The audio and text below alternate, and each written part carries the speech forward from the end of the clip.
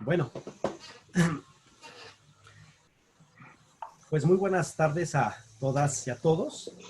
En el Departamento de Derecho de la Universidad Iberoamericana tenemos el gusto de darles la bienvenida a esta primera mesa de discusión, después de haber escuchado ya la conferencia inaugural con el doctor José Ramón Cosío, que se referirá en esta ocasión a la restricción a los derechos humanos frente a la emergencia sanitaria por causa de fuerza mayor.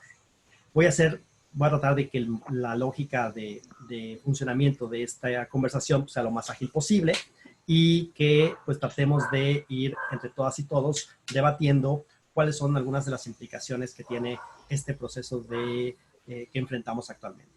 Voy a simplemente comentarles quiénes nos acompañan esta tarde. En primer lugar, pues dar la bienvenida a la doctora Adriana Salazar Quiñones, quien es académica e investigadora de tiempo completo de la Universidad Iberoamericana. También a Gonzalo Sánchez de Tagle, que es abogado constitucionalista y socio fundador de ST Consultores. A José Luis Caballero Ochoa, quien es el director del Departamento de Derecho de la Universidad Iberoamericana. A Luisa Conesa, que es socia del despacho Sánchez Curiel y Conesa La Bastida. No, Conesa La Bastida y Asociados. Conesa La Bastida y Asociados, perdón. Exacto. Muchas gracias. Y pues nada, una vez que pues hemos planteado quiénes son las personas que estarán esta tarde, voy a platicarles básicamente cuál es la metodología que seguiremos para esta discusión. Daremos entre 10, máximo 12 minutos a cada participante para que pueda hacer una breve exposición respecto a cómo visualiza la problemática que nos ocupa, para que posteriormente, y a partir de las preguntas que podamos recibir desde la sección de preguntas y respuestas que ustedes puedan hacer, yo trataré de ir haciendo un concentrado de preguntas y respuestas a fin de poder tratar de impulsar de mejor manera la discusión. Entonces, sin más, le voy a dar la palabra a Ariadna Salazar, para que nos platique un poco su perspectiva. Gracias, Ari. Buenas tardes a todas y a todos. Agradezco la invitación a la Universidad Iberoamericana, Casa de Estudios de la que formo parte, a su director del Departamento de Derecho, José Luis Caballero, y al resto de compañeras y compañeros con los que comparto mesa esta tarde. Es un honor para mí. El tema central de mi participación será la restricción de los derechos humanos ante la emergencia sanitaria, la experiencia mexicana. Se estructura de dos grandes partes. La primera describe cuáles son las restricciones en materia de derechos humanos en esta emergencia sanitaria, y la segunda es sobre cómo se configura la restricción de derechos humanos en nuestra Carta Magna y la respuesta del Estado mexicano para enfrentar este reto de tan alto calado. A manera introductoria, cabe recordar que la emergencia sanitaria surge tras la notificación de China a la Organización Mundial de la Salud el pasado 31 de diciembre de 2019 sobre el conglomerado de casos de neumonía que posteriormente se determinó que fueron causados por un nuevo coronavirus. Posteriormente, la OMS se puso en estado de emergencia para abordar el brote. El virus se expandió fuera de China, se detectaron casos ahí mismo en Asia, en el caso de Tailandia, y ya en Europa, en el caso de Francia, por primera ocasión, hasta llegar así al continente americano. Para el 22 de enero del año 2020, el director general de la OMS convocó a un comité de emergencia con el fin de evaluar si efectivamente el brote constituía una emergencia de salud pública de importancia internacional, y fue el pasado 11 de marzo, tras los alarmantes niveles de propagación de la enfermedad y por su gravedad, en donde se consideró que los niveles eran alarmantes de inacción y que la OMS determinaba en este caso, respecto a la evaluación del COVID-19, podría caracterizarse como una pandemia. En el caso del continente americano, la Organización de los Estados Americanos, al ser parte de sus funciones la vigilancia de los derechos humanos, aprobó a través del Consejo Permanente, este se compone por un representante de cada uno de los Estados miembros, es nombrado especialmente por el gobierno respectivo con la categoría de embajadores, y se reunió en una sesión extraordinaria virtual con el fin de emitir una respuesta de la OEA hacia la pandemia del COVID-19. En dicha resolución quiero destacar dos principales rasgos que tienen que ver con la necesidad de garantizar los derechos humanos y que se prevenga toda forma de discriminación, racismo y xenofobia en su respuesta a la crisis. Y otro punto que tiene que ver con el fortalecimiento de la cooperación para contener la pandemia, prestando atención a los impactos diferenciales en todos los grupos en situación de vulnerabilidad y en riesgo. Se extrajo del trabajo elaborado por la Comisión Interamericana de Derechos Humanos, su resolución primera del 2020, toda esta parte relacionada con la garantía de los derechos humanos y los grupos en situación de vulnerabilidad y riesgo. En este sentido, la Comisión Interamericana de Derechos Humanos establece que la crisis sanitaria del COVID-19 pone en riesgo la plena vigencia de los derechos humanos. Y en este caso, la presente crisis afecta principalmente a derechos como la vida, salud e integridad personal, así como sus impactos de inmediato y mediano plazo.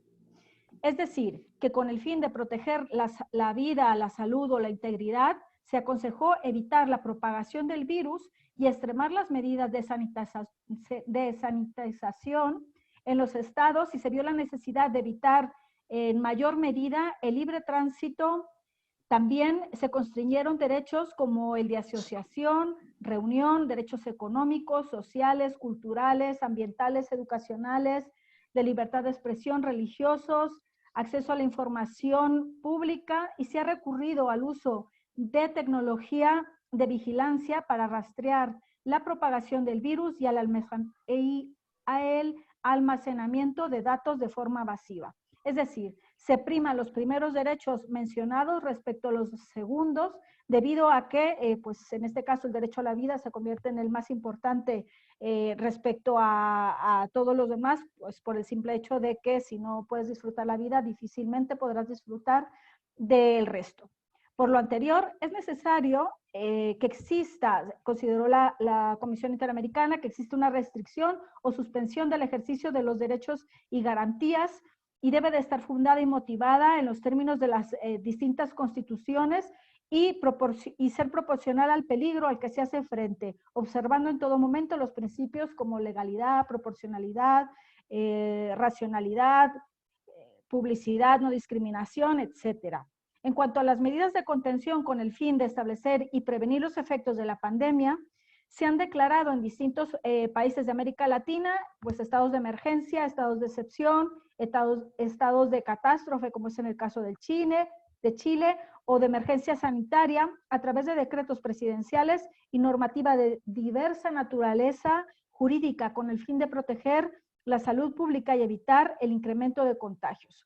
Como sabemos, el Estado constitucional presenta rasgos homogéneos en cuanto a las versiones más o menos rigurosas en la detención del poder. Y en este sentido, se formulan técnicas de garantías idóneas para asegurar el grado de efectividad de los derechos reconocidos constitucionalmente. Asimismo, de manera premeditada, existe la posibilidad de suspensión de garantías, es decir, se recoge una fórmula de suspensión de los derechos fundamentales, tan singularmente denominada derecho de excepción. Se trata de un desarrollo de un subsistema de reducidas garantías que camina en paralelo y se entrecruza y superpone con el sistema jurídico común. En el caso de América Latina, la respuesta a esta posibilidad se declara estado de alarma, se declaró estado de alarma en países como Argentina, Chile y Perú, entre otros, y en este sentido, la postura, ya centrándome a la parte del Estado mexicano, no fue por optar por dicho mecanismo establecido en la Constitución mexicana, en su artículo 29, sino que se tendió a, en lugar de acudir a este artículo 19, en donde se regula este mecanismo, se determina y se reconoce en este sentido, se le atribuye a la autoridad, al presidente de los Estados Unidos mexicanos, con la aprobación del Congreso de la Unión o de la Comisión Permanente en caso de que éste no estuviera reunido, y este mismo dispositivo establece que se puede restringir o suspender en todo el país o en lugar determinado el ejercicio de los derechos y las garantías que fuesen obstáculo para hacer frente rápida y fácilmente a tal situación. Es decir, dentro de nuestra normativa se encuentra reconocida, esta posibilidad para casos específicos. Ahí el artículo 29 menciona en cuanto a la restricción en diferentes posibilidades, y aparece esta restricción podría aplicarse a la crisis sanitaria a la que estamos viviendo, y pues tenemos que ese diseño previsto en la Constitución hubiera sido una buena opción en lugar de ceder al Consejo de Salud esta parte de regulación normativa. En virtud de la necesidad de una respuesta homogénea en todo el país, hubiera contribuido en cierta medida en cuanto a la certeza jurídica y la necesidad de que las restricciones se apliquen en el país pues de manera homogénea. Nos hubiéramos evitado algunas ocurrencias que se han presentado en el país de distintos gobernadores como Michoacán, Jalisco, Baja California Sur, por citar algunos, en donde se presenta estas cuestiones de ausencia de certeza jurídica. Y entiendo pues que el decreto de estado de alarma se puede relacionar con situaciones de guerra o posguerra, debido a que el diseño de este tiene un gran vínculo con ello. Y en este sentido, pues la inserción en nuestra Constitución, ya de manera previa a la Constitución de 1917, era un reflejo de esto. Sin embargo, estábamos en la oportunidad única de poder acudir a este mecanismo sin la aplicación del rigor que a lo mejor se puede percibir en cuanto a la declaración de un estado de alarma. Tenemos casos de países en donde han aplicado el estado de alarma y se ha buscado la manera de evitar el exceso del uso de la fuerza por parte de las autoridades.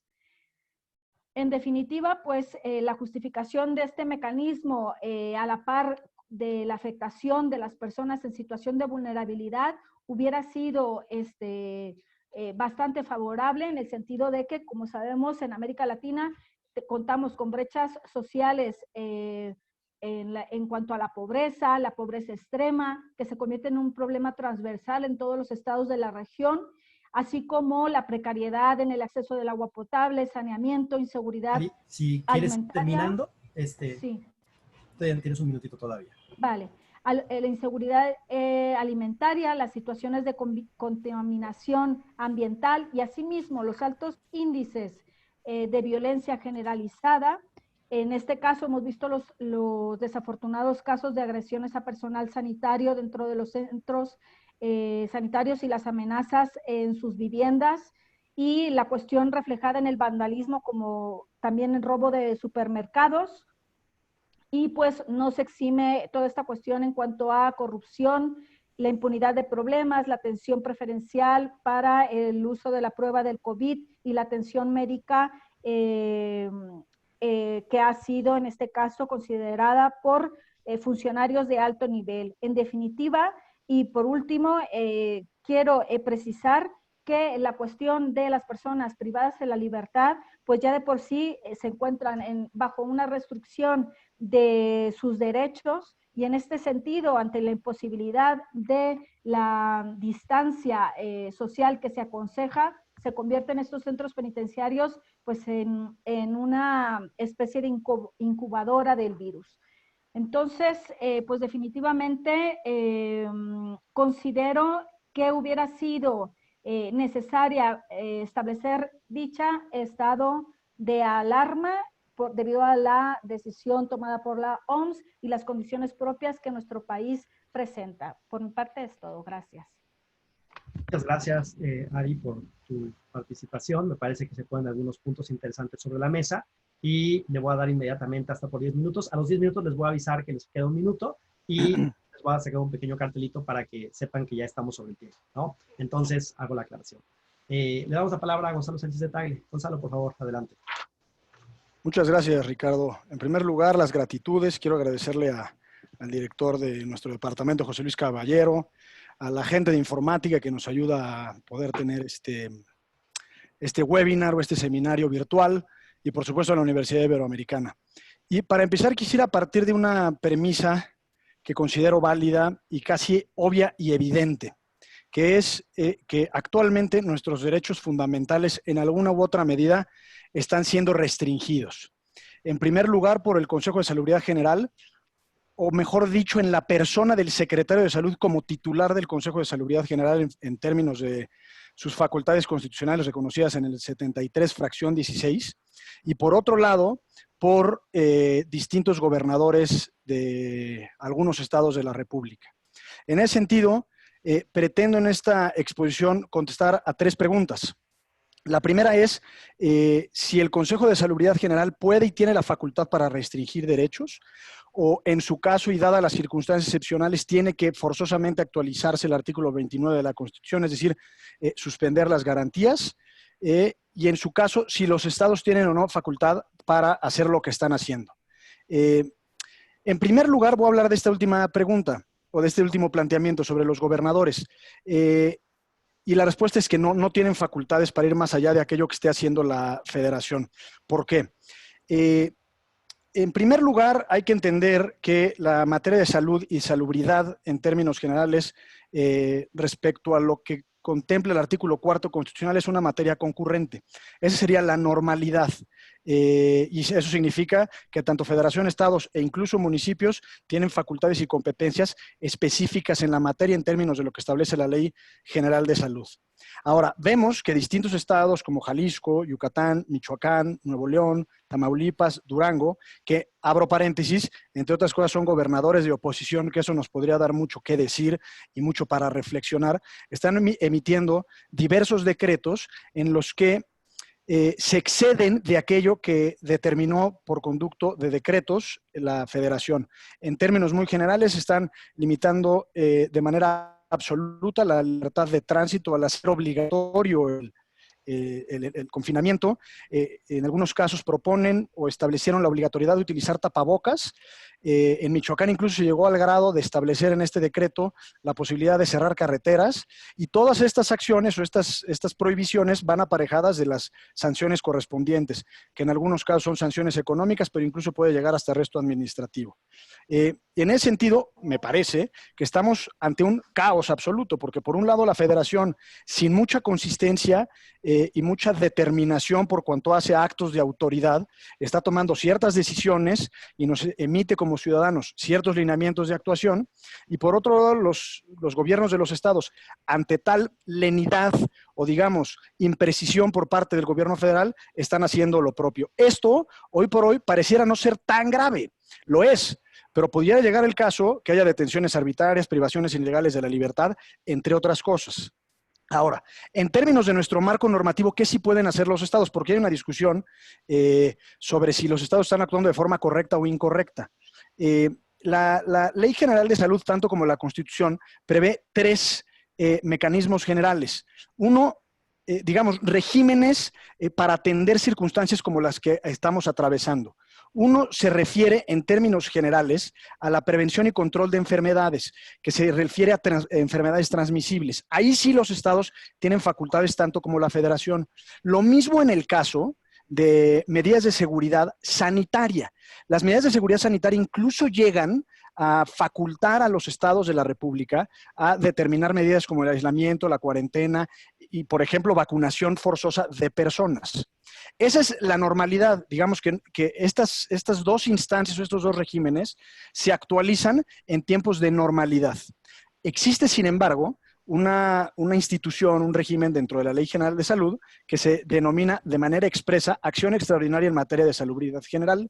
Su artículo 181 establece que en caso de epidemia de carácter grave, peligro de invasión de enfermedades transmisibles, situación de emergencia o catástrofe que afecten al país, la Secretaría de Salud dictará inmediatamente las medidas indispensables para prevenir y combatir los daños a la salud pública. Es decir, faculta de manera expresa a la Secretaría de Salud Federal, incluso así está previsto en el artículo 13 de la Ley General de Salud, que estas acciones extraordinarias son facultad de la Federación para actuar en función de una medida excepcional como la que estamos atravesando.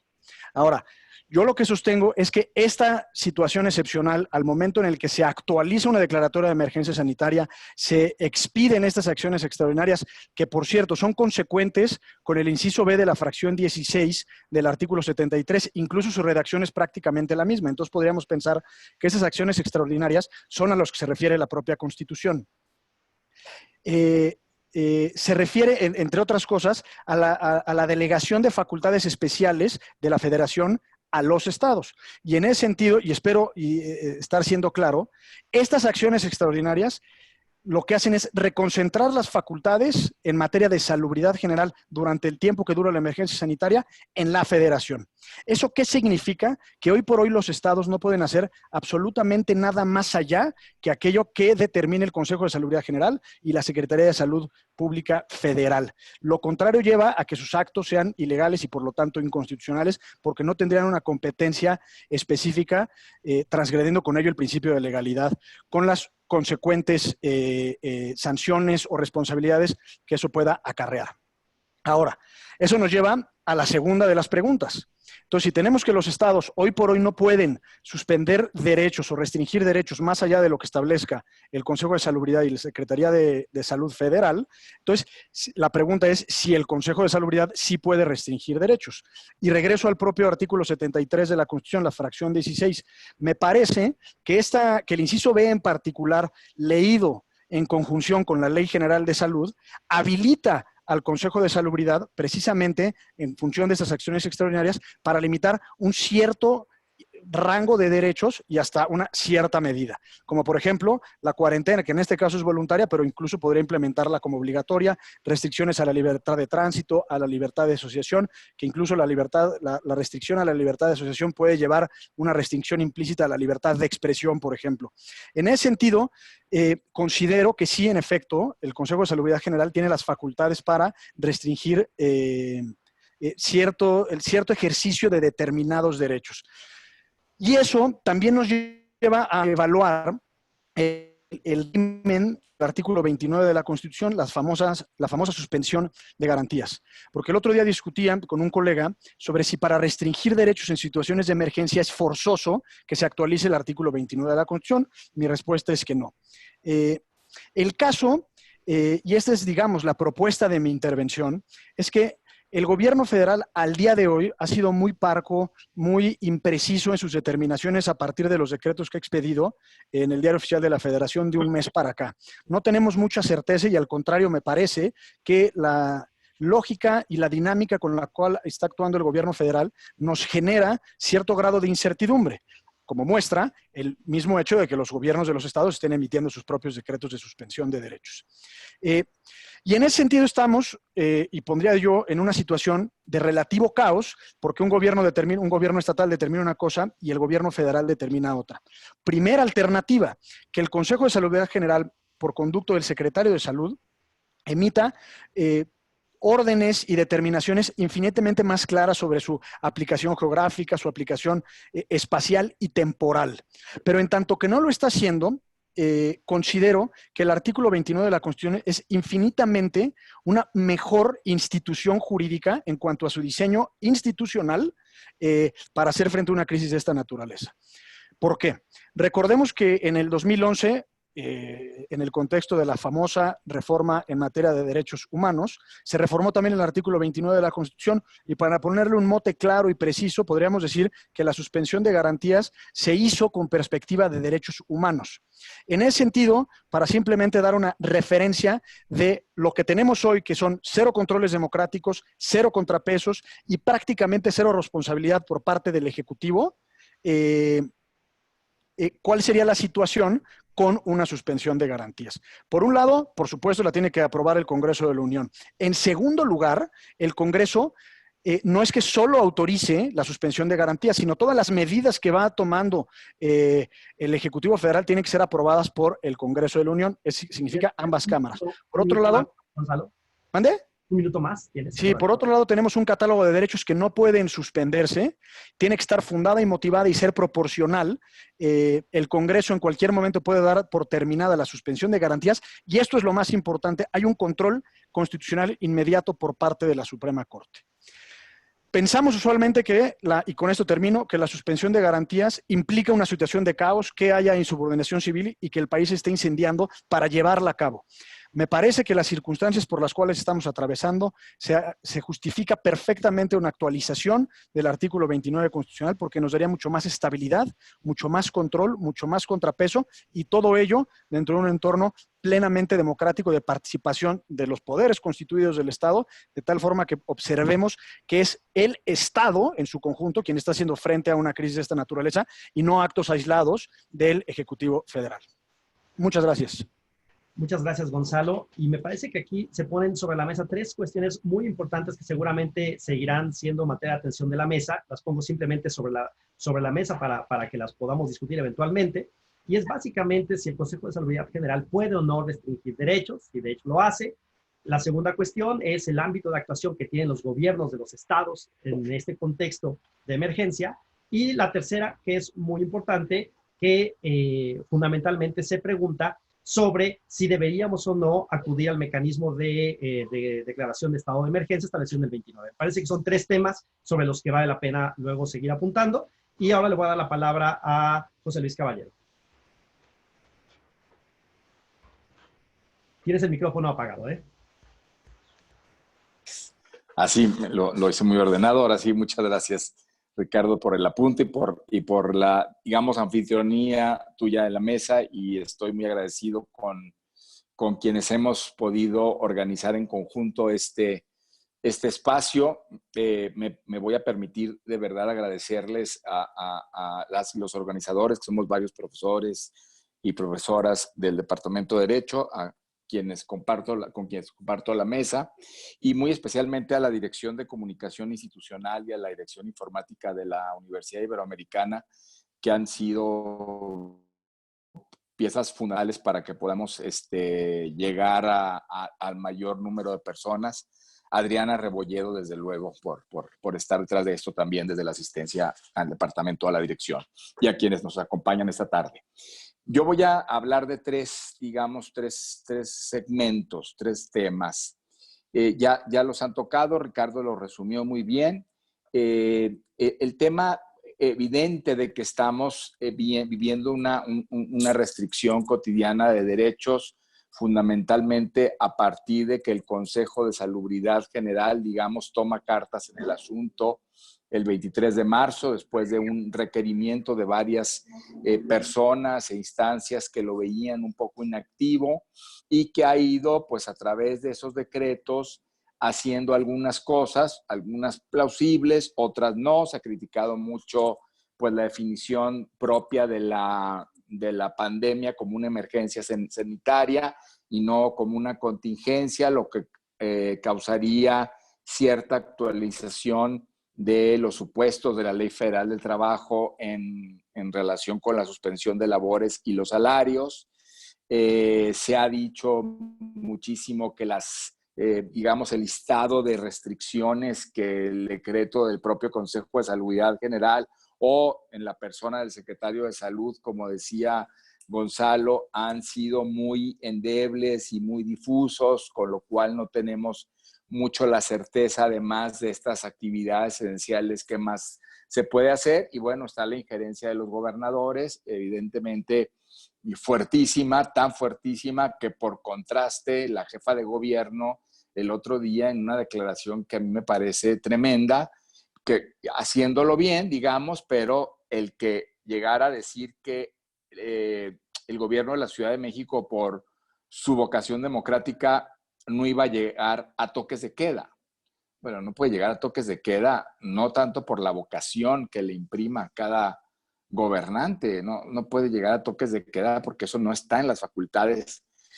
Claro, es una declaración política que le sirve para distanciarse de medidas como las que vimos en otros estados, sobre todo en Michoacán, con mucha dureza y digamos, con cierta vocación muy autoritaria de los gobernadores, y quizá desesperación para paliar los efectos de la pandemia ante una desestructura que está viendo.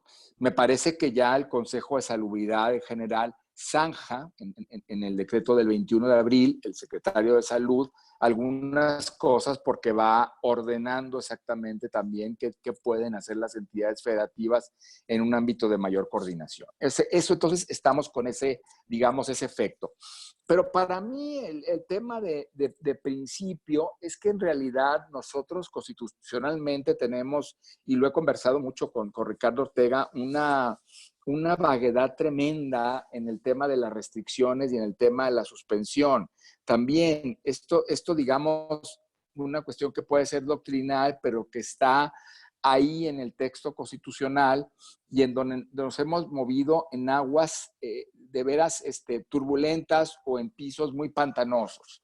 En primer lugar, yo creo que no hemos distinguido claramente, hay una indefinición conceptual constitucional, una indefinición, o más que indefinición, una definición terrible, jurisprudencial, y hay también una falta, digamos, de claridad en lo que implican las restricciones.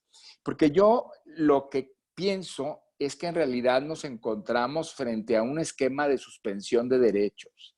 Y yo abordaría tres, digamos, supuestos conceptuales. O sea, un supuesto conceptual son las limitaciones a los derechos, que esas las tienen en su esencia. Un derecho, por el principio de progresividad, va avanzando, es dinámico hasta que topa con otro derecho o topa con un valor constitucional necesario en una sociedad democrática, y en ese sentido los derechos permanentemente viven limitados como principios. Otras son las restricciones expresas que establece la Constitución. Restricciones duras, ¿no?, que establece el artículo 1 y que en ese sentido, por el carácter eminentemente constitucional, son permanentes, no carentes de evaluación, pero sí permanentes por vivir ahí en la Constitución, como, desgraciadamente, el arraigo, como el tema de que los ministros o ministras de cultos no pueden ejercer el voto pasivo, ¿no? Pero en realidad el 29 de lo que debería hablar es de la suspensión, la temporalidad. Yo decía, hay una antinomia entre el 1 y el 29, bueno, pues pasando ya por alto en la discusión doctrinal que puede haber antinomias en la Constitución. Las únicas dos es que se mencionan estas restricciones como digamos, como un marco de un conjunto en donde pudieran caber diversos supuestos, son en el 1 con carácter permanente y en el 29 con carácter temporal. Y la suspensión está hecha con ese carácter de temporalidad, lo que da el esquema de la aplicación del estado de excepción no es un esquema de restricciones. Yo creo que fue ahí un error, lo digo así tal cual, del reformador de la Constitución, haber incorporado el término restricciones en el ámbito del 29, el 29 de excepción con las suspensiones. Tan es así, tan nos estamos refiriendo a la suspensión como ese hecho inusitado, gravísimo, digamos, emergente, que pone a la sociedad en un grave peligro o conflicto, quizá más con agentes desde otra perspectiva, pero grave peligro, que la Comisión Interamericana de Derechos Humanos en su resolución del 10 de abril de este año, ante la pandemia COVID, habla de cabo a rabo, no de restricción de derechos. Habla de estado de excepción, habla de suspensión y habla de aplicación del artículo 27 de la Convención a través de un test de proporcionalidad, o lo que conocemos proporcionalidad en sentido amplio, idoneidad, necesidad, legalidad y proporcionalidad en sentido estricto. Es decir, la Comisión ve a la pandemia en un contexto jurídico de suspensión. Entonces, es decir, nosotros tenemos esa especie de, digamos, de narrativa, pero una cuestión también epistémica sobre la concepción de los términos entre restricción y suspensión.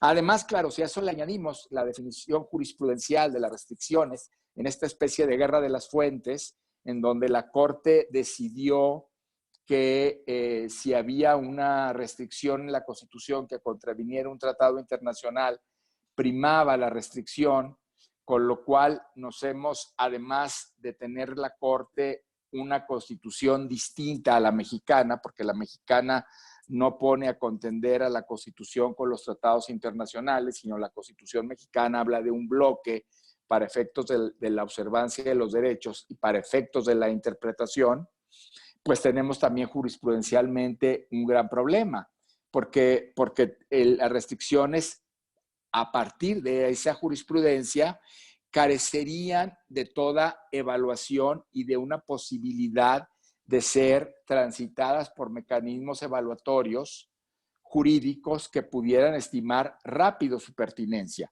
Alguien me decía, híjole, pues sí, pero ante una emergencia tan grave, ¿qué haces con las guías, con los criterios, con los lineamientos? ¿Cómo los interpretas o los tasas en materia constitucional o convencional? Bueno, claro, no se podría eso tan fácil, pero sí, lo que yo diría es que tendríamos que establecer un marco mucho más claro, conceptual. Ahora, en el minuto que me queda, pues yo en realidad lo que digo es que estamos en el supuesto, ya lo decía Diana, lo decía Gonzalo, en que teníamos que llegar a la declaratoria de suspensión de derechos. Yo prefiero un, digamos, ejecutivo mayormente controlado por el Congreso y por la Corte en esta idea, que un ejecutivo omnipresente actuando a través del Consejo de Salubridad en general.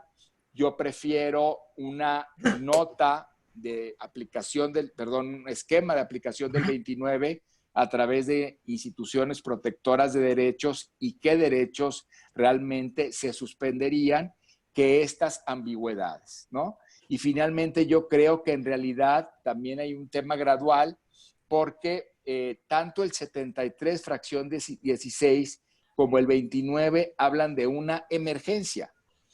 ¿Qué emergencia o a qué nivel de emergencia tendría que escalarse para pasar del 73 al 29?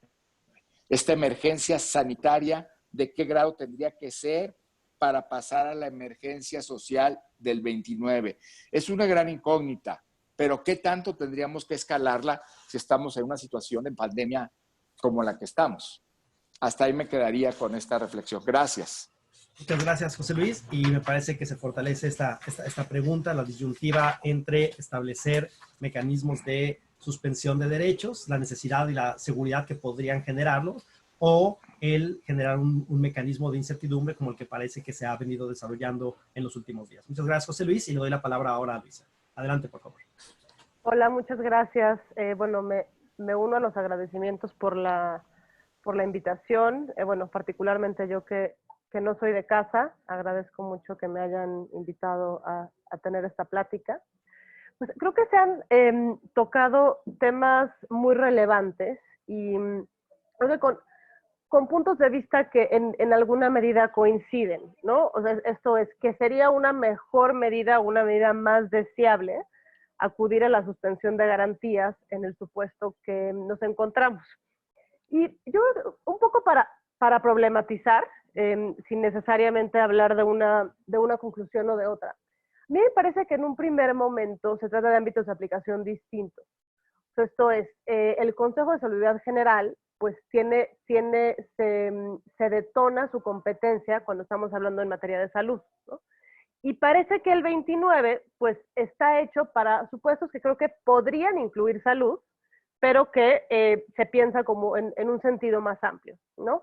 Entonces, a mí me parecería que la acción constitucional en un primer momento debe de activarse el mecanismo de salud y que, digamos, una cuestión de grado podría terminar en una cuestión de suspensión de garantías. La problemática que estamos viviendo me parece que tiene que ver con la inacción en aplicar el mecanismo de salud, con lo que se tardó en actuar el Consejo, y una vez que actúa, pues como lo han dicho aquí muy bien, pues de la manera abstracta, poco clara, o sea, que tal vez ha generado pues más inseguridad jurídica y sobre todo un problema grave en términos de federalismo, que me parece que es aquí también lo que se ha resaltado mucho, ¿no? O sea, si bien el mecanismo constitucional en materia de salud tal vez no sea clarísimo, o sea, la lectura de la Constitución más de la Ley General de Salud también parece que de repente genera más dudas que claridades. A mí me parece que la primera acción ejecutiva es la de la Secretaría de Salud, después constituye el Consejo, que es una suerte de órgano constitucional, aunque no es precisamente un constitucional autónomo, pero tiene una naturaleza híbrida, que es un poco el que tiene, digamos, el oversight, la ejecución de lo que debería de hacerse, ¿no? Porque uno piensa, pues, que en un caso pandémico como el que estamos, pues tienes que tener una autoridad general y una autoridad plural para que tome decisiones que son decisiones de salud, ¿no? Y estas decisiones sin duda van a implicar restricción de derechos. Es lo normal, ¿no? Pues en un caso como este, pues si queremos que la gente se contagie menos, pues sin duda tiene que guardarse en su casa, ¿no? Pues tenemos que restringir movilidad. Y particularmente lo que tiene o lo que tenía que hacer de una manera bastante más clara es tener actuación a los estados y tener una voz uniforme, ¿no? Porque por un lado, pues vemos la voz del secretario, que es una voz que ha estado pues bastante callada, la voz del consejo, que también parece que tiene planteamientos generales, y luego la voz más decidida del subsecretario, y luego una voz disidente del presidente. Entonces, aquí me parece que el problema no es necesariamente normativo, sino fáctico. Esto es, si los mecanismos normativos se utilizaran con cierta normalidad, no tendríamos los problemas fácticos que estamos teniendo. Entonces, pero bueno, dicho lo anterior, a mí hablar de suspensión de garantías, digamos, desde un lugar, pues, de una tradición democrática, de una tradición libertaria, a mí personalmente me hace mucho ruido, ¿no? Entiendo la conveniencia particularmente en cuanto a la homogeneidad y la revisión de oficio por la Corte y la pluralidad en cuanto a la acción del Ejecutivo y la acción del Congreso. Pero también me parece que pues tenemos que tener cuidado porque cuando se abre la puerta de la suspensión de garantías, pues se abre la puerta de una actuación que si no tiene un escrutinio y si no tiene un cuidado particular por parte del resto de los poderes y de la sociedad, pues una pendiente resbaladiza. Y digo, para muestra un botón, ¿no? Veamos las iniciativas que se han presentado en el contexto de la suspensión. Creo que aquí, a mí la que me parece más preocupante es la de ley de presupuesto, ¿no? En el sentido de permitirle, con motivo de una emergencia grave, no sé exactamente cuál es la locución que se utiliza en la iniciativa, que la Secretaría de Hacienda disponga del presupuesto y lo reorganice como se le dé su gana, ¿no? Y particularmente con concepto de actividades esenciales. Entonces, en un contexto como el que estamos viendo, cuando una actividad esencial no es atender a los trabajadores de la salud, pero sí mantener las obras prioritarias del gobierno, me refiero obviamente pues al Tren Maya, a la refinería y al aeropuerto de Santa Lucía, o sea, hablar con tranquilidad de estos mecanismos que dan tanta manga ancha, a mí la verdad me da más miedo que otra cosa. Y insisto, la gran ventaja pues es la revisión de oficio por parte de la Suprema Corte, ¿no? Eso es lo que me parece que nos debería decir, bueno, tampoco es un poder que se va unchecked, porque por otro lado, ¿qué tenemos ahorita? Pues tenemos una dispersión de revisiones por parte de los jueces de distrito, que son los que están ahorita en el campo de batalla, dándolo todo, y además pues una situación bien compleja, ¿no? Porque tienen que hacer esta medición de entrada, pues para medir la urgencia del caso, ¿no? Pues que habrá unos casos claros que son urgentes, habrá unos que no lo sean tanto, y habrá pues varias áreas grises que están resultando pues sin duda problemáticas para pues quienes quieren estar ejercitando sus derechos de manera, digo, si bien no regular, pues en un contexto de emergencia, pero que si bien no es sanitaria, pues igual necesitan respuestas por parte del Poder Judicial. Pero pensemos ahorita en dos casos, ¿no? El de Michoacán y de Coahuila, en el cual, primero, en el caso de Michoacán, viene este decreto de suspensión suspensión de garantías, que tiene particularmente la suspensión de movilidad, y un juez de distrito da una suspensión de plano para que no se aplique el decreto, que posteriormente es revocada por el tribunal colegiado. Ahí creo que el argumento que plantea Gonzalo en cuanto a la incompetencia de la autoridad, pues sin duda me parece muy correcto. O sea, en un contexto de emergencia, la Secretaría, o sea, el gobierno federal asume la dirección de la emergencia y da directrices que van ejecutando los estados. Entonces, aquí, digamos, no hay una suerte de vacío de poder, o sea, de vacío fáctico, porque tienes la competencia y no la ejercitas. Entonces, ese vacío lo van llenando los estados, ¿no? O sea, que no tienen competencia, yo estoy de acuerdo, no tienen competencia. Pero entonces, volvámonos al tema que está el juez de distrito analizando la suspensión de plano en 24 horas y donde observa probablemente una crisis de salud que es real en su estado, ¿no? Observa que la gente está saliendo a las calles, que esto es un desgarriate, que, insisto, tiene mucho que ver con que no haya directrices claras, y dice, híjole, voy ahorita yo a otorgar esta suspensión con interés jurídico pero legítimo de la persona que viene representando a la sociedad michoacana, para que entonces todo el mundo pueda salir a las calles, sabiendo además que tampoco hay una directriz clara, que las cifras están mal reportadas.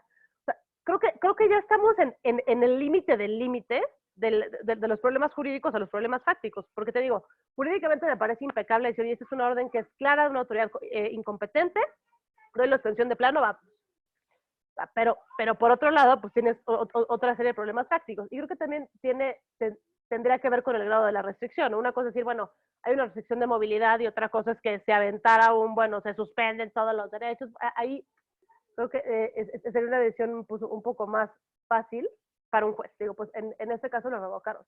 Y en el caso de Coahuila, les niegan la suspensión de plano y, bueno, el tribunal enqueja la firma.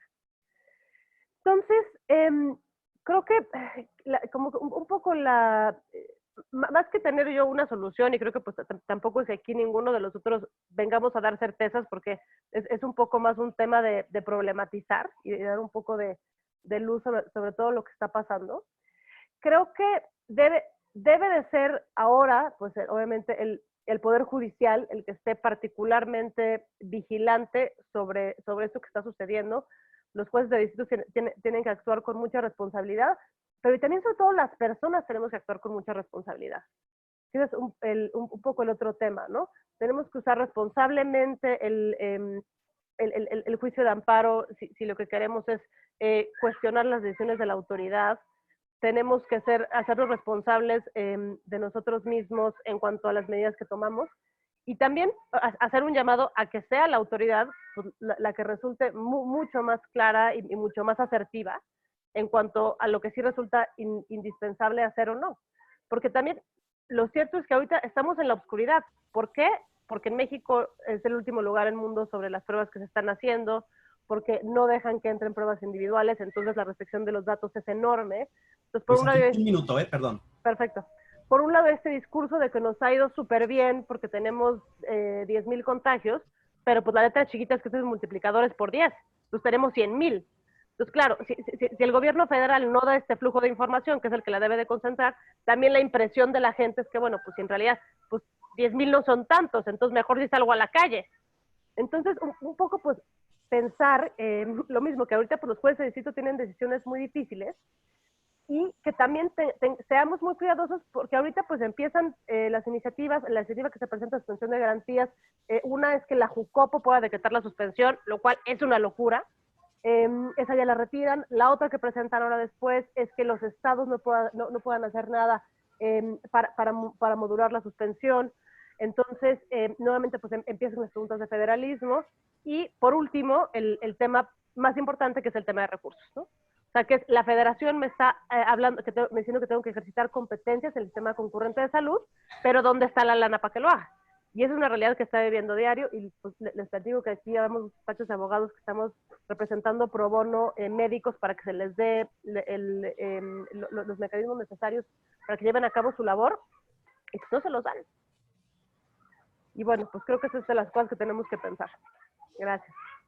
Muchas gracias, Luisa. Y me parecen muy pertinentes las cuestiones que se ponen y se adicionan a la mesa, ¿no? El peligro por la historia de dictar medidas de suspensión de derechos que pueden tener efectos pues, muy importantes, o que han tenido en América Latina efectos muy importantes, y la necesidad de no establecer con claridad respuestas a un problema que tiene muchas alternativas, ¿no?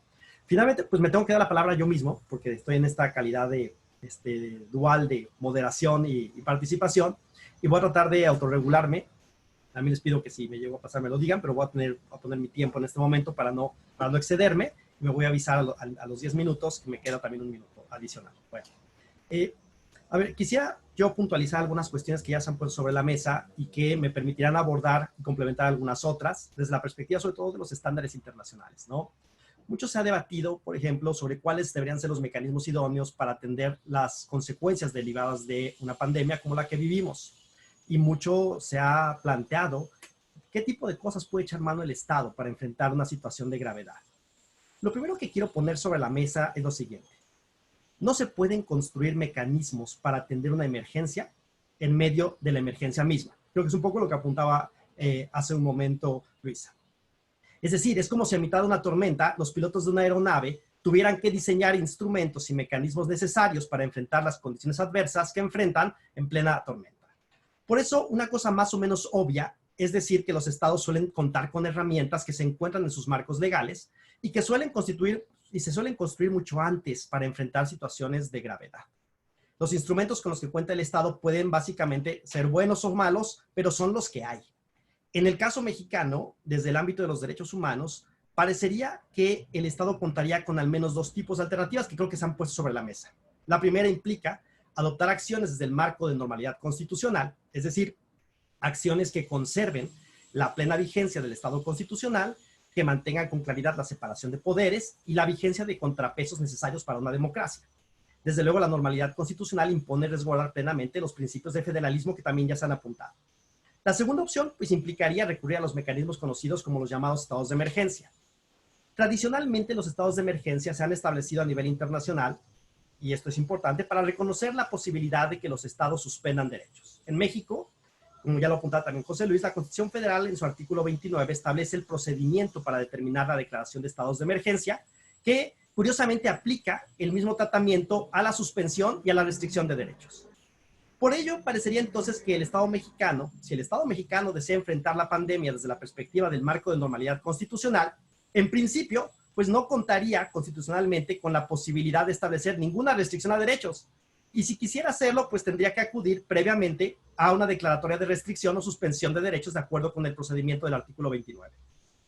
Las únicas restricciones generales en este punto a los derechos que podrían considerarse válidas en el marco de la llamada normalidad constitucional son, uno, las que están establecidas en la Constitución, y B, contrario a lo que ha dicho la propia Suprema Corte Mexicana, no bastaría que las mismas estén en la Constitución, sino que deberían ser compatibles con el contenido de las normas de derechos humanos más amplias. Ahora bien, aquí me parece otra cosa importante. Tenemos un problema respecto a las reglas que internacionalmente se han establecido para restringir derechos, las cuales me parece son más amplias que las que se han establecido a nivel constitucional en México, ya que estas reglas, en principio, permitirían la restricción permanente de derechos siempre y cuando las mismas cumplan con ciertos parámetros. Vale aquí la pena recordar varias cosas sobre la restricción de derechos expuestas a nivel internacional. La primera de ellas es que en una democracia constitucional los derechos no son absolutos. Y por supuesto tienen límites. Sin embargo, es importante recordar también que no todos los límites a los derechos son necesariamente válidos por el simple hecho de provenir de una ley. Precisamente por ello, una primera pregunta que deberíamos poder responder es qué tipo de restricciones a los derechos humanos son válidas en una democracia constitucional. Y desde luego, eso nos ayuda a responder la pregunta de cuáles restricciones no son válidas. Debemos tener presente, por ejemplo, que la regla general en democracia es la de la plena vigencia de derechos, y cualquier interpretación que se haga de ellos debería conducirnos a su extensión. Por ello, en normalidad constitucional los derechos tienden a maximizarse, no a limitarse, y por lo tanto las restricciones a los derechos son siempre la excepción. Desde la perspectiva del derecho internacional, la principal preocupación que existe frente a la intención de los estados de restringir derechos es básicamente una, me parece: evitar el ejercicio arbitrario del poder político. particularmente cuando los estados se enfrentan condiciones de una enorme dificultad y se ven tentados a restringir derechos, ¿no? En América Latina tenemos una terrible historia de procesos con el pretexto de atacar una emergencia, generaron terribles excesos, ¿no? Y creo que lo apuntaba también Luis. Precisamente por ello, si revisamos los estándares internacionales en materia de protección de derechos, nos daremos cuenta de la existencia de requisitos muy puntuales que deben ser cumplidos para poder restringir derechos. Uno de los requisitos más importantes para que los estados puedan hacerlo es que los derechos de las personas no pueden ser restringidos por cualquier norma jurídica, sino que las restricciones pueden solamente hacerse a través de leyes. Y aquí me permito recordar lo que la Corte Interamericana de Derechos Humanos estableció en sus opiniones consultivas 6 y 7 del año 86, en donde establece qué deberíamos entender por leyes que autorizan a restringir derechos. La respuesta de la Corte Interamericana es muy clara en este sentido. Los derechos humanos no pueden ser restringidos por cualquier clase de normas jurídicas, sino solo por leyes aprobadas por el Poder Legislativo del Estado. En ese sentido, solo el Congreso de la Unión podría restringir derechos humanos en México, ¿no? Y ahí un poco me separo de la perspectiva que planteaba un tanto Gonzalo, ¿no? Y sobre todo la pongo para debatir. Desde luego que el propio Congreso no tiene tampoco manga ancha para hacerlo, sino que debe cumplir con ciertos parámetros. Veremos que este parámetro en el caso mexicano es más elevado por propia disposición de la Constitución. De acuerdo entonces con la Corte Interamericana de Derechos Humanos, para restringir derechos, ¿no? Solamente el Poder Legislativo podría hacerlo, ya que es quien cuenta con la representación popular, y en principio es quien podría hacerlo.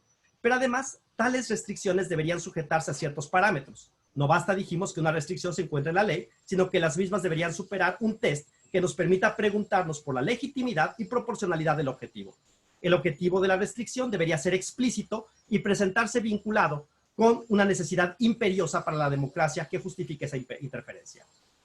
Podemos señalar adicionalmente que en México, a pesar de lo señalado por la Corte Interamericana, la Constitución estableció una regla adicional en la reforma del 2011 que ya se ha comentado aquí, ¿no? Respecto a la restricción o suspensión de derechos, que solo puede autorizarse temporalmente cuando el presidente de la República, con autorización del Congreso o la Comisión Permanente, pueda hacerlo para atender alguna emergencia. Es decir, a menos que las restricciones se encuentren en la propia Constitución y que desde luego también deberían cumplir con un test de proporcionalidad, en cuyo caso podrían considerarse como permanentes, el resto de las restricciones que se puedan establecer tendría que vincularse con una declaratoria de emergencia. La Corte Interamericana, al referirse a la declaratoria de estados de emergencia, estableció que los estados, con mucha claridad, no gozan de discrecionalidad ilimitada. Esto implicaría, como se ha señalado antes, que la atención de la pandemia en México requeriría que las acciones del Estado, cuando no se ha dictado una declaratoria de emergencia, entonces no pueden implicar restricciones a los derechos. Por eso son muy preocupantes, como se han dicho, las medidas anunciadas por los gobernadores de los estados, de establecer medidas de confinamiento obligatorio, retenes, restricciones a la libertad de expresión, al derecho a la información, etcétera, las cuales requerirían en todo caso un proceso bastante complejo y no solamente la voluntad de algún cacique en turno, me parece. Acciones de corte más o menos sensacionalista en contextos de gravedad me parece profundamente inadecuado. Aquí viene a cuento entonces preguntarnos por las herramientas con las que sí cuenta el Estado mexicano para atender la emergencia. Y aquí tenemos otro problema. Tal parecería que el Estado mexicano busca atender este problema con el tema de la pandemia, con acciones directas del Poder Ejecutivo con el apoyo del Consejo de Salubridad General. Quizá el primer punto que vale la pena destacar es que el Consejo de Salubridad General junto con la Secretaría de Salud serían los órganos del Estado que en principio han sido creados para la atención de una emergencia sanitaria. A mi juicio, el gran problema que enfrenta el Consejo de Salubridad General es que su diseño original parecería haberse planteado desde una lógica propia del viejo presidencialismo mexicano. Es decir, quizá un aspecto que sería interesante recordar y celebrar es que el constituyente en 1917 ya haya pensado en la importancia de enfrentar graves pandemias que pudieran afectar al país con la creación de una entidad administrativa, técnica, que actuara con criterios técnicos especializados, ejecutiva, que tuviera una suerte de unidad de mando y que dependiera del Poder Ejecutivo.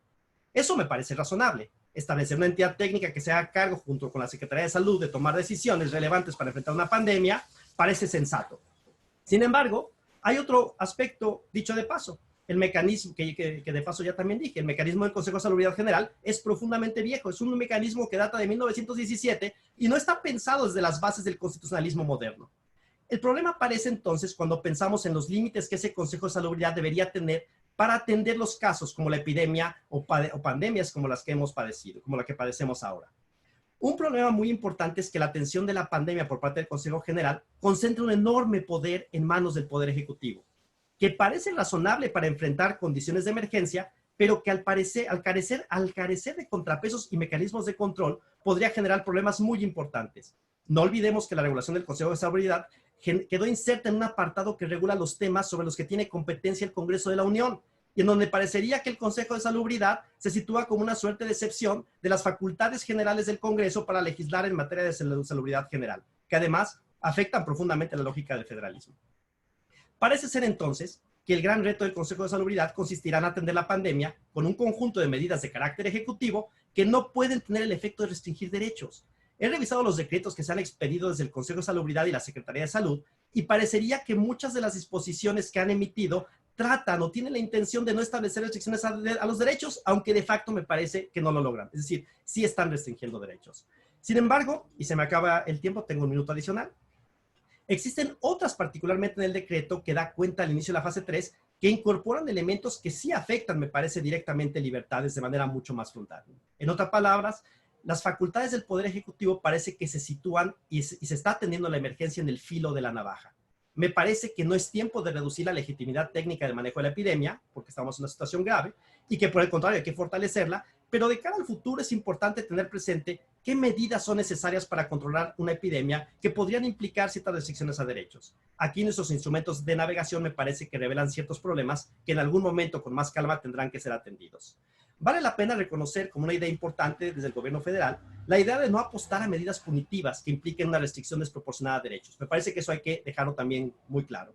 El reto de las autoridades será mantener la vigencia de medidas dentro de los límites constitucionales para el respeto y garantía de los derechos humanos. Y el reto es pensar en cómo establecer un contrapeso democrático al Consejo de Salubridad General que los mantenga en límites democráticos y que permita mantener la emergencia. Ojalá que no suceda, pero si las personas o entidades pueden justificar ante el Consejo de Salubridad General que se han establecido medidas que restringen derechos, bueno, pues me parece que ahí el Consejo de Salubridad se verá en muchos problemas para justificar esas medidas y no activar el procedimiento del artículo 29. Termino diciendo simplemente que justo a mitad de una tormenta no es una buena idea pensar en los mecanismos para enfrentarla, pero sí podemos saber, ¿no?, qué tan bien o qué tan mal y cuál es el potencial de las herramientas de navegación que tenemos, ¿no? Por ahí lo dejo. Y bueno, pues básicamente, con esto concluirían las participaciones de esta tarde y voy a darle a nuestras y nuestros panelistas una última oportunidad de 2 minutos para hacer una breve respuesta a algunos planteamientos que se han puesto sobre la mesa y a dar sus conclusiones finales. Simplemente he medio rescatado hay muchísimas preguntas en el foro y hay mucha preocupación respecto a cuestiones como si el Consejo de Salubridad General tiene facultades para modificar el presupuesto, si se debería o no se debería llegar a la suspensión de derechos, cómo hacer justiciables los derechos de las personas en este contexto de pandemia. Es decir, son muchísimas las medidas, es decir, las preguntas que se están poniendo sobre la mesa y simplemente creo que se relacionan con lo que hemos venido discutiendo acá. Entonces, en el mismo orden de participaciones, Ari, te doy la palabra hasta por 2 minutos. Ok, perfecto. Bueno, yo quiero puntualizar respecto a que precisamente porque en nuestro país tenemos una problemática bastante compleja respecto a lo que tiene que ver con el respeto hacia los derechos humanos. Entonces, en este sentido, yo considero que entiendo por supuesto la desconfianza que existe en cuanto a la posibilidad de que se realice un desarrollo normativo y poder regular en qué consiste esta restricción de derechos humanos, pero bueno, también está detrás, en este caso, el poder, el Congreso de la Unión para respaldarlo, y hubiera sido un momento histórico el poder haber establecido en qué consistía esa restricción de derechos y bueno, se hubiera convertido en una posibilidad para el gobierno, pues en un hito histórico, si en este caso se hubiera optado por esa opción. El acudir al Consejo de Salubridad, pues bueno, está establecido en el artículo 73, apartado 16 de nuestra Constitución, y creo que en este caso, como bien mencionaba alguno de los ponentes anteriormente, la cuestión de la salud, en este caso de crisis sanitaria que tenemos, pues se lleva de paso a unos cuantos derechos más, ¿no? Y la importancia de esto. Siento que ese vacío o esa, no vacío como tal, sino esta cuestión de esta postura tan leve en cuanto a la respuesta, pues lo que ha hecho es que ha permitido y ha abierto la posibilidad de que otras instituciones cubrieran, en este caso, pues el consejo y los gobernadores de los estados, y en este sentido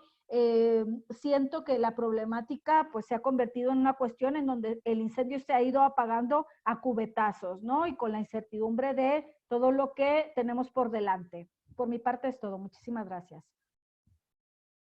Muchas gracias, Ari. Y le doy la palabra ahora a Gonzalo para su réplica y conclusiones. Adelante, Gonzalo. Y muchas gracias. Yo quisiera referirme a tres cosas muy puntuales. En primer lugar, leí algunas de las preguntas que ponían los compañeros que nos acompañan. Y sin duda la suspensión de garantías pues es una medida netamente excepcional. Y me parece que de las 5 voces que estamos aquí, en quien cupo más la cordura para entender la realidad sociopolítica en la que vivimos fue de la compañera Luisa. No sé si estés de acuerdo, Luisa, pero en realidad sí comparto la preocupación de los compañeros en el sentido de decir, oye, si, digamos, no meterme en broncas ideológicas ni partidistas ni de López Obrador, pero si ves que hay un congreso muy a modo, es el mejor momento para proceder a una suspensión de garantías, no lo sé. Quizás me quedo con el análisis netamente teórico, netamente estructural y pensar en hacer un cotejo comparativo entre lo que tenemos hoy, que digamos es una instancia caótica, por un lado, y por otro lado tendríamos un mecanismo que solo se ha instaurado una vez en nuestra vigencia constitucional en 1942, cuando México le declaró la guerra a las potencias del eje, es decir, no tenemos precedentes. En ese sentido, creo que la garantía del control por parte de la Suprema Corte puede ser relevante. Por otro lado, coincido también con Luisa en cuanto a que es una cuestión de grados. Si leemos el artículo 73, 16, inciso B, y el 29, tenemos por un lado que el 73, es decir, la facultad excepcional en materia sanitaria, es una facultad de carácter obligatorio, es decir, no es potestativo para la autoridad ejercer acciones en esa materia, y eso se redunda en el artículo 181 de la Ley General de Salud. Es un deberá, ese es el vocablo. Y tiene una limitación material muy expresa, que tiene que ver con enfermedades y tiene que ver con salud. Parece redundante, pero no lo es. Y por su parte, el artículo 29 no es una facultad obligatoria, sino es una facultad potestativa, es decir, puede o no ejercer el presidente en función de cómo analice la circunstancia, el peligro por el cual está atravesando la sociedad, y en ese caso no tiene limitaciones materiales per se, sino solo prohibiciones para limitar determinados derechos. Pero digamos, en ese sentido me parece que es relevante y coincido con Luis en que es una cuestión de grados, incluso en cuanto a su amplitud respecta y en cuanto a sus controles. Y en ese sentido me parece que es relevante así analizarlo, porque sí creo que es una cuestión gradual, pero quizás lleguemos ya al caso de necesitar utilizar, digamos, el último gatillo. Y por ultimísimo, por cuanto hace la restricción de derechos respecto a lo que decía Ricardo, coincido en términos generales, sin embargo, me gustaría incluso hasta regresarle otra pregunta. De ser el caso, entonces, todo el régimen de excepción que prevé la Ley General de Salud e incluso el artículo 73 será inconvencional. El artículo 73, inciso B, prevé ciertas acciones que pueden restringir el ejercicio de determinados derechos, como por ejemplo la restricción a la libertad de tránsito, movilidad, etcétera, que en su caso, incluso en términos del artículo 27, si lo leemos de manera integral y holística, el 27 también tiene qué derechos no pueden ser suspendidos. Yo así leo de forma excepcional el 73, fracción 16. Yo creo que es una excepción que en su caso puede facultar o habilitar a determinadas autoridades para ejercer ciertas restricciones mínimas sobre derechos en concreto. Y esto se prestaría para un debate mucho más amplio, lo sé. Súper bueno. Y me parece que se ponen también preguntas muy interesantes sobre la mesa y le doy la palabra a José Luis. Adelante, por favor. Sí, muchas gracias. Miren, yo lo que quiero decir en 2 minutos, porque está interesantísimo esto, Es que en realidad es muy paradójico, ¿no? Lo que hemos ido viendo es que las voces dicen, bueno, que esto no escale de manera vertical, piramidal, hacia el Consejo de Salubridad General, que es una herramienta prevista en la Constitución con un ejecutivo muy poderoso. El Consejo de Salubridad General emite directrices obligatorias de carácter nacional para todas las autoridades administrativas, desde el Ejecutivo. Esto es lo que dijo Gonzalo, el 7316 es una bomba y yo diría no solamente es inconvencional, es inconstitucional por inconvencional, porque nosotros funcionamos en un bloque en derechos humanos, no está separado lo constitucional de lo convencional. Pero en realidad, si lo que hemos dicho es, oye, qué barbaridad, que no estén los gobernadores diciendo cosas por acá y por allá, sino que tenga orden esto, pues yo prefiero ese orden a través de un decreto de suspensión de derechos con decretos revisados por la Suprema Corte, decretos puntuales revisados por la Suprema Corte, y que no nos pase lo que nos pasó con la guía bioética para la asignación de recursos de medicina crítica, que también vamos a discutir, en que hubo pues un señalamiento muy claro de discriminación a personas adultas mayores, a decir que la última criba del triaje pues iba a ser en el tramo de vida por completar. Es decir, si ustedes me dicen, o tienes el Consejo de Salubridad General, está bien soportado en la Ley General de Salud y con criterios para las entidades federativas, pero siendo el super ejecutivo dictando estas medidas de emergencia o un decreto de suspensión sin las ocurrencias a las que hacía alusión Luisa, porque estas iniciativas que están prosperando por todos lados es tirar ahí tirabuzones a ver qué se pesca, pero pues sin estas ocurrencias, yo prefiero ya un decreto de suspensión de derechos con aprobación del Congreso y con controles, con decretos ya revisados por la Suprema Corte. Sí creo, la pregunta que le hacía Gonzalo a Ricardo, yo intervengo, sí creo que tiene matices de inconvencionalidad y de inconstitucionalidad por inconvencional, justamente, y porque además hace descansar en el Ejecutivo toda una política del Estado en materia de una emergencia que contravendría incluso lo propio del 29 amarrado con el 27 de la Convención Americana. Hasta ahí llego. Buenísimo, José Luis. Muchas gracias. Luisa. Muchas gracias.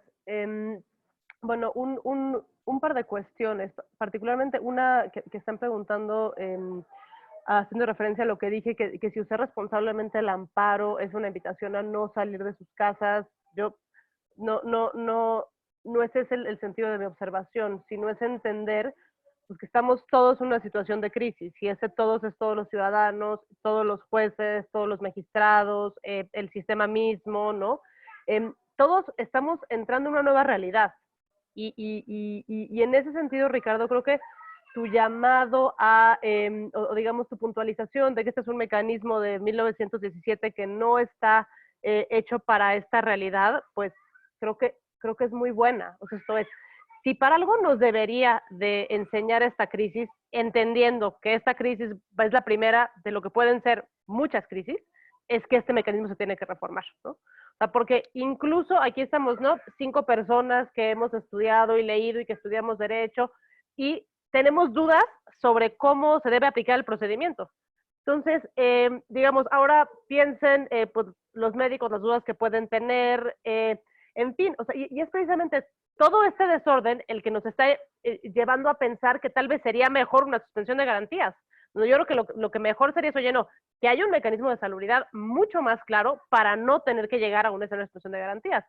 Porque también, recuerden, un llamado al poder absoluto, pues da más apetito de poder absoluto. Y de repente, cuando nos empezamos a acostumbrar a la excepcionalidad, pues la excepcionalidad se puede convertir la regla. La forma especial de gobernar de este presidente, que es de una desprecio, le digo así con todas palabras, por el Estado de Derecho, para mí, hacerle la invitación a este dulce, ¿no?, que está aquí, que es la suspensión de garantías, la verdad me da mucho miedo. Otras 2 preguntas puntuales. Alguien preguntaba que si fuera posible presentar una controversia constitucional en un decreto de suspensión. Yo creo que sí, porque además los supuestos son acotados. Y otra persona preguntaba que si se podían suspender, por ejemplo, la propiedad. Y ahí la respuesta, pues es que sí. O sea, los derechos no suspendibles están numerus clausus y no incluyen propiedad. O sea, rápidamente, constitucionalmente es no discriminación, reconocimiento de la personalidad jurídica, vida, integridad personal, protección a la familia, nombre, derechos de la niñez, nacionalidad, políticos, libertades de pensamiento, conciencia y religión, legalidad y retroactividad, prohibiciones de pena de muerte, esclavitud, servidumbre, desaparición forzada y tortura, y garantías indispensables a la protección de tales derechos. Y bueno, y un poco el catálogo convencional va un poquito por ahí. Entonces, ¿te podrían suspender tu derecho de propiedad sobre una patente, por ejemplo, para poder manufacturar una medicina? Pues sí. Entonces, un poco por lo mismo, les digo, yo la verdad sí soy muy cautelosa y más con este gobierno de hablar de extensión de garantías. Gracias. Muchas gracias, Luisa. Y yo solamente quisiera, para terminar con mi participación y con la ronda de intervenciones finales, apuntar 3 cosas que creo que se han puesto sobre la mesa y también que me parece plantean algunas respuestas a las preguntas que se han formulado. La primera es que me parece que es importante pensar en el papel que ha jugado México respecto a otros países en América Latina. Es decir, sí hay una diferencia en respuestas y eso también no hay que dejarlo de lado. Es decir, respuestas como las de los gobiernos de Perú o de El Salvador, ¿no? Yo ayer veía una escena brutal respecto al tratamiento en cárceles o la autorización para disparar a personas de pandillas, que me parece que son respuestas profundamente autoritarias. Me parece que, pese a todos los problemas que ustedes ya han planteado sobre el manejo de la crisis, finalmente hay una diferencia muy importante respecto a la estrategia del gobierno mexicano. O sea, creo yo que el gran problema al que nos enfrentamos es que el gran reto del gobierno se sitúa en torno a cómo manejar la pandemia. Por un lado, articulando un mecanismo muy viejo, y coincido con lo que ustedes han dicho al respecto, es un mecanismo muy viejo, pensado desde una lógica del presidencialismo más, donde se planteaba una presidencia omnipotente, sin controles constitucionales, y en donde me parece que la única virtud, la gran virtud que al final tiene ese mecanismo dentro de todo este proceso de falencias, de contrapesos democráticos, es que finalmente le da cierta sensatez el estar planteado o integrado por especialistas que deben hacer un manejo técnico de la epidemia. Si el manejo técnico de la epidemia es algo que creo yo que se debería privilegiar, es algo que se debería mantener, y la gran pregunta es si podemos hacer compatible este viejo modelo del Consejo de Salubridad General con una nueva lógica respecto a la idea de restringir derechos que está planteada en los instrumentos internacionales, en el artículo 27 de la Convención Americana, y que se ha plasmado en el artículo 29 de la Constitución. Me parece que ese es el gran reto que tenemos ahora. De facto, yo creo que estamos viviendo una situación de cierta restricción de derechos a cargo del Consejo de Salubridad General, y un poco le aprovecho para responder en el mismo sentido que había planteado José Luis, a Gonzalo. Me parece que sí, de facto, hay una inconvencionalidad importante de las disposiciones de la Ley General de Salud respecto al funcionamiento del Consejo General, y es algo que desde luego en algún momento tendremos que revisar de cara a futuros eventos, ¿no? Pero al final del día, pues no es, como lo dije en la presentación, o sea, el momento de la tormenta no es quizá el mejor momento para pensar en las herramientas de navegación. Y curiosamente, lo que creo que hay que hacer o tener por delante es, en estas condiciones, cómo podemos tratar de armonizar estas instituciones que constitucionalmente están establecidas de la mejor manera posible, sin afectar derechos. Y eso me parece que es quizá lo más importante. Bueno, con eso yo concluyo mi intervención, participación, y simplemente no me resta más que agradecer a todas las personas que se conectaron esta tarde, a nuestras ponentes, los ponentes del día de hoy, por esta interesante discusión. Me parece que fue una mesa muy interesante, que deja muchísimas dudas en el aire y que seguramente seguirán apareciendo en el transcurso de este seminario. Entonces, los invitamos a las siguientes mesas el próximo jueves a las 5 de la tarde para que se vuelvan a conectar en la siguiente oportunidad de este foro. Muchas gracias a todas y todos y muy buenas tardes. Muchas gracias. Gracias, hasta luego. Hasta luego.